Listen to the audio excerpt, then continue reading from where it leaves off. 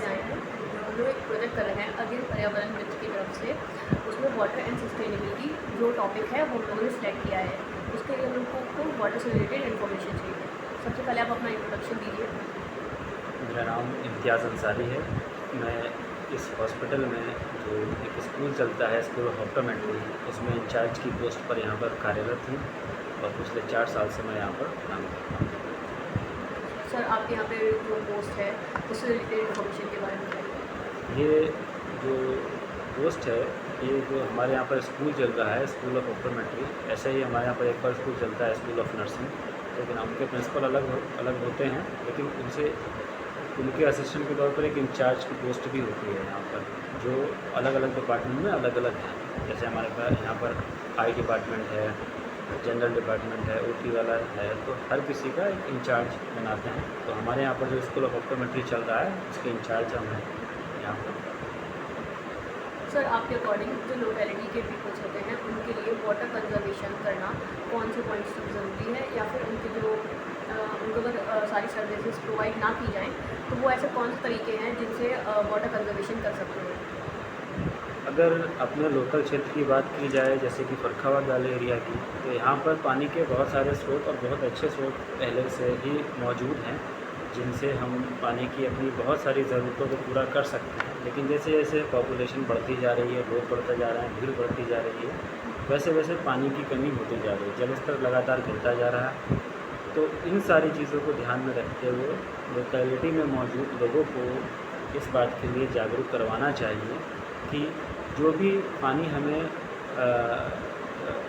कुदरती तौर पर मिल रहा है उसको हम सही से इस्तेमाल करें और जितना ज़रूरी हो उतना ही उसका हम यूज़ करें। और बारिश के द्वारा या जो है भूमि से जो हमें जल मिल रहा है उसको सही तरीके से कंज़र्व कर सकें, उसका सही जगह पर ही यूज़ कर सकें। तो इन सारी चीज़ों के बारे में हमें उन लोकल लोगों को बताना और समझाना है। सर आपके अकॉर्डिंग जैसे आपने कहा लोकेलिटी में लोगों को पानी से प्रॉब्लम हो रही है, तो वो कौन सी ऐसी प्रॉब्लम्स हैं जो बेसिकली क्योर नहीं की जा सकती हैं? एक ऐसी प्रॉब्लम है जो मेन प्रॉब्लम मैं देखता हूँ, वो है लगातार गिरता जल स्तर, जिसको ठीक नहीं किया जा रहा है। इसकी मेन वजह आप सभी लोग जानते हैं, लगातार पेड़ों का कटना और नगरीकरण होना। जो आप देख रहे हो कि आसपास अर्बनाइजेशन इतना ज़्यादा हो रहा है, भीड़ बढ़ रही है, लगातार पेड़ों को काट रहे हैं, हमारी भूमि का क्षरण हो रहा है, वो भी हम देख रहे हैं। इस कारण से जो एक नुकसान हो रहा है वो एक स्थायी नुकसान हो रहा है। अगर हम उसकी पूर्ति करना भी चाहें इन फ्यूचर तो नहीं कर सकते, ठीक है ना?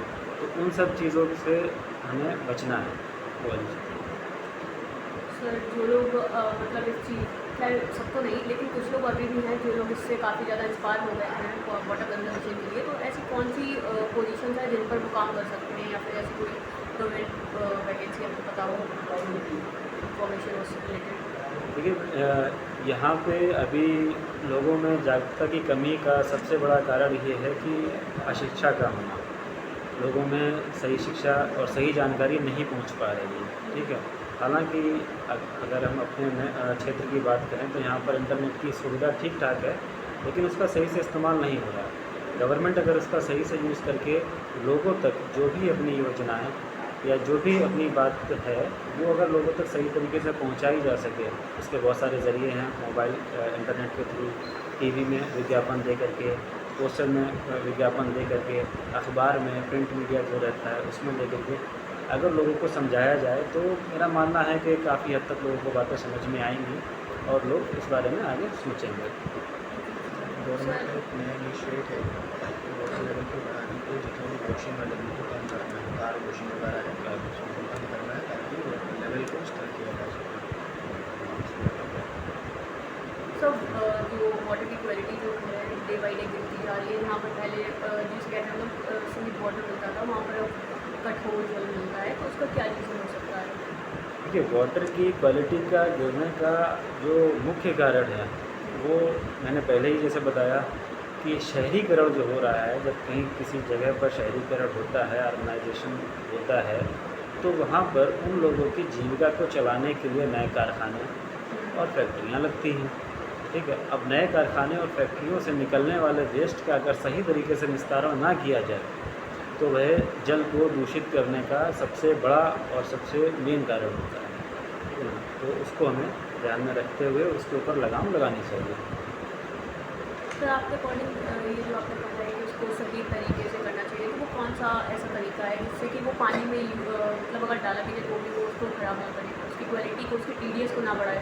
ऐसे बहुत से तरीके हैं, उसको मैं आपको डिटेल में तो नहीं बता सकता हूँ क्योंकि मुझे उसके बारे में ज़्यादा जानकारी नहीं है। लेकिन जब भी कोई फैक्ट्री या कारखाना या कुछ भी ऐसे खोला जाता है तो उनको अपनी फैक्ट्री को चलाने के लिए एक सर्टिफिकेट लेना पड़ता है कि हम अपने यहाँ से निकलने वाले वेस्ट का सही तरीके से निस्तारण कर रहे हैं।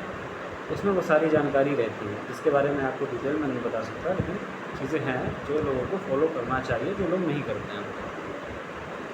सर जैसे कि पहले के लोग होते थे वो सिर्फ तालाब का या फिर जो ऐसे पानी होते थे नदियों का उनका पानी यूज़ करते थे, तो वो कौन से नए कारण हैं जिनकी वजह से हम लोग वो पानी यूज़ करना छोड़ चुके हैं?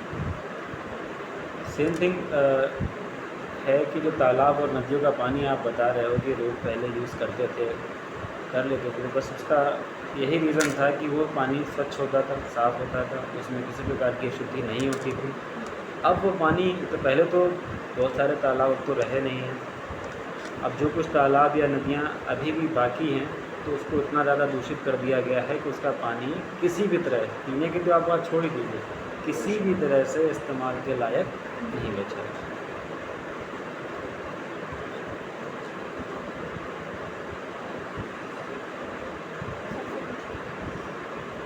सर आपके यहाँ मतलब पानी कहाँ पे ज़्यादा वेस्ट होता है, आपको क्या लगता है? हमारे हॉस्पिटल में अगर हम लोग बात करें हमारे हॉस्पिटल में तो जो अगर बात करें कि मेंटेन करना है हमें हाइजीन वगैरह को, तो उसको मेंटेन करने के लिए हमें हर लेवल में क्लीनिंग वगैरह बहुत अच्छे से करनी है ओटी वगैरह में। तो उसके लिए अगर हम बात करें वाटर लेवल का ज़्यादा इस्तेमाल होता है डेली बेसिस में। अगर हम बात करें तो वाटर का जो यूसेज है वो क्लीनिंग पर्पस में सबसे ज़्यादा है।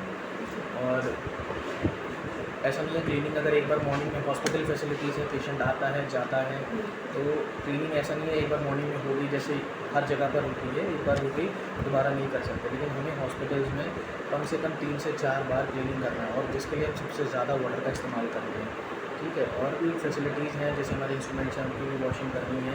तो अगर दिन भर में हम देखें तो एक बहुत ज़्यादा मात्रा में हम पानी का अस्पताल में यानी हॉस्पिटल फैसिलिटी में, हेल्थ केयर फैसिलिटी में हम इस्तेमाल करते हैं।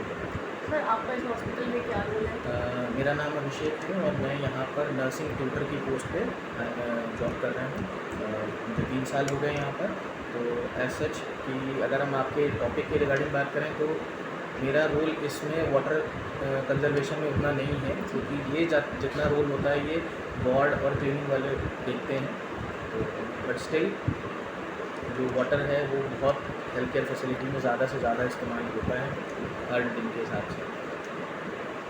सर पहले के अकॉर्डिंग आप जल की जो क्वालिटी है उसमें आप क्या चेंजेस देखते हैं? मेरा मानना ऐसा है कि पहले इतनी बीमारी या इन्फेक्शन या फिर ऐसी चीज़ें नहीं होती थी। आज के टाइम में जैसे कि सर ने बताया इंडस्ट्रियलाइजेशन की वजह से या बहुत सारी चीज़ों की वजह से वाटर जो हो गया बहुत ही ज़्यादा केमिकल्स और बहुत ज़्यादा चीज़ों से बहुत बढ़ गया है। और अगर हम बात करें उसकी pH की तो वो भी बहुत इंक्रीज़ हो चुका है, ठीक है। एसिडिक भी है, ठीक है। तो बहुत सारी चीज़ें उसमें बढ़ चुकी हैं जिसको हम अगर बात करें अपने लेवल पे तो हम लोग उसको फ़िल्टर करके इस्तेमाल कर सकते हैं ड्रिंकिंग के लिए या अदर चीज़ों के लिए। लेकिन अगर हम बात करें कि इतना क्यों है, क्योंकि ये सिर्फ जैसे सर ने बताया था इंडस्ट्रियलाइजेशन की वजह से, तो ये सारी चीज़ें हमारे यहाँ क्लीनिंग पे कम फोकस है। वाटर को अगर हम बात करें फ़िल्टर करने पे कम फोकस है, यूसेज ज़्यादा है। तो मेरा मानना ये है कि उसमें बहुत सारी चीज़ें बाद में ऐसी आती हैं कि पहले के टाइम से और अब में कि पहले वाटर फिर भी क्लीन हुआ करता था, अब ड्यू टू इंडस्ट्रियलाइजेशन बहुत ज़्यादा सर बट देखा जाए तो अर्बनाइजेशन हो गया या फिर इंडस्ट्रियलाइजेशन हो गया, ये हमारी कंट्री के लिए काफ़ी इंपॉर्टेंट है और दूसरी कंट्रीज़ भी ये सारी चीज़ें फॉलो कर रही है, Correct. लेकिन उनके यहाँ अभी But भी वाटर बॉडीज़ अगर काफ़ी हम साफ बात है। करें दूसरी कंट्रीज़ की तो वो दोनों चीज़ों पे ध्यान रखते हैं, कैसे यूज़ कर रहे हैं और उसको कैसे डिस्कार्ड कर रहे हैं। हम यूज़ करते हैं लेकिन उसका प्रॉपर डिस्कार्ड सेग्रीगेशन प्रॉपर नहीं है। किसी भी चीज़ का अगर हम देखें तो उसका प्रॉपर सेग्रीगेशन अगर होगा तो उसको हम दोबारा रिसाइकिल कर सकते हैं। हाँ तो मतलब बेसिकली आप ये कहना चाहते हैं इंडस्ट्रियलाइजेशन या फिर अर्बनाइजेशन जरूरी है, लेकिन उसके साथ में उसका डिस्क्राइजेशन भी अच्छे से होना चाहिए। एग्जैक्टली। सर आप अपना एक्सपीरियंस कुछ शेयर करना चाहिए रिगार्डिंग रिगार्डिंग एनीथिंग, आपकी जो पोस्ट है उससे रिलेटेड या फिर I am very happy on my post, और मेरा एक्सपीरियंस हेल्थ केयर फैसिलिटी में एक अच्छा एक्सपीरियंस रहा है। अदर डिपार्टमेंट से अगर मैं बात करूँ तो हमेशा से हेल्थ केयर फैसिलिटी में ही काम करना एक ड्रीम था, और आगे भी इस ड्रीम को परस्यू करना चाहता हूँ। Thank you sir.